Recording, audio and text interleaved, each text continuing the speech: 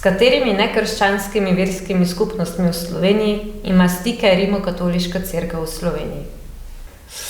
Slovenska škofovska konferenca ima posebno komisijo, ki se imenuje Komisija za ekumenizem in medreligijski dialog, v kateri delujemo ali sodelujemo vsi, ki smo aktivni na teh dveh področjih. Če se omejim samo na medreligijski dialog, lahko rečem, da Slovenska katoliška cerkev zelo aktivno sodeluje z judovsko skupnostjo v Sloveniji in tudi z islamsko skupnostjo v Republiki Sloveniji. Judovska skupnost je majhna in prav pred kratkim, pred parimi tedni so dobili svoje prve ali pa bi rekel dokončne uradne prostore, ki so namenjeni vsem Judom, ki bivajo na ozemlju Republike Slovenije. Muslimanov je pa veliko več in imajo tako rekoč 17 odborov v Sloveniji. Če se tudi tukaj omejim samo na islamsko skupnost v Republiki Sloveniji, s katero sodelujemo oziroma s katero ima slovenska cerkev redne, intenzivne tudi kontakte, odnose, sodelovanje.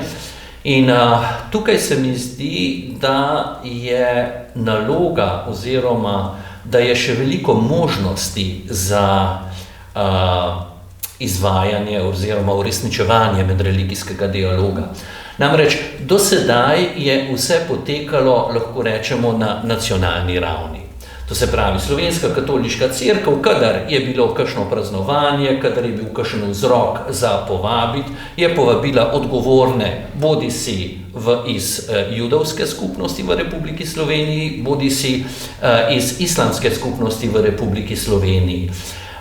In tudi muslimani ali tudi judje so povabili tako rekoč predsednika škofovske konference oziroma predstavnika Slovenske škofovske konference, da se je udeležil določenih slovesnosti oziroma tudi, da so se dogovarjali za kakšne skupne akcije.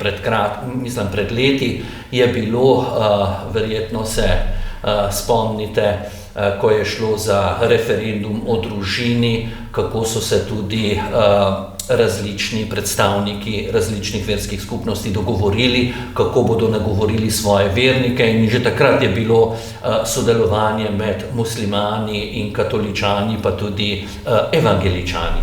Mislim pa, da ko razmišljamo v okviru sinode, ko razmišljamo, kaj bi bilo potrebno narediti, mislim, da je čas, da se to sodelovanje z nacionalnega nivoja premakne na lokalne nivoje. To se pravi, ne samo, da bodo mufti in nadškof oziroma predsednik Slovenske škofovske konference se dogovarjali in obiskovali, si voščili ali pa bili prisotni na raznih slovesnostih, ampak da bi povsod tam, kjerkoli najdemo oziroma kjerkoli delujejo, kjer imajo odbore, džemate muslimani, kjer bivajo imami na terenu, da bi katoliški duhovniki bili v rednem stiku oziroma v prijateljskem odnosu z njimi. To na lokalni ravni se da čisto preprosto uresničevati, to se pravi, ko imamo praznik katoličani, pride imam in vošči katoliškemu župniku, ko imajo praznik muslimani, lahko pride katoliški duhovnik in pozdravi skupnost oziroma na molitvi muslimane in jim vošči praznike, oziroma tukaj je cel kup različnih možnosti oziroma še pred nami veliko nalog, ki jih lahko uresničimo, seveda z dobro voljo na obeh stranih. Zdaj smo govorili o sodelovanju, ampak obstaja tudi možnost konfliktov med različnimi verskimi skupnostmi v Sloveniji? Konflikti oziroma možnost za konflikte obstaja vedno. Vemo, da kjer smo ljudje, je možnost za prijateljske odnose in istočasno je možnost za konflikte oziroma za nesporazume, ki vodijo potem lahko v najrazličnejše konflikte. Vidimo, kako je po drugih državah oziroma v drugih evropskih državah, kolikokrat pride oziroma smo seznanjeni z bolečimi konflikti, to se pravi, kjer pride tudi do terorizma ali celo do raznih povračilnih, maščevalnih ukrepov.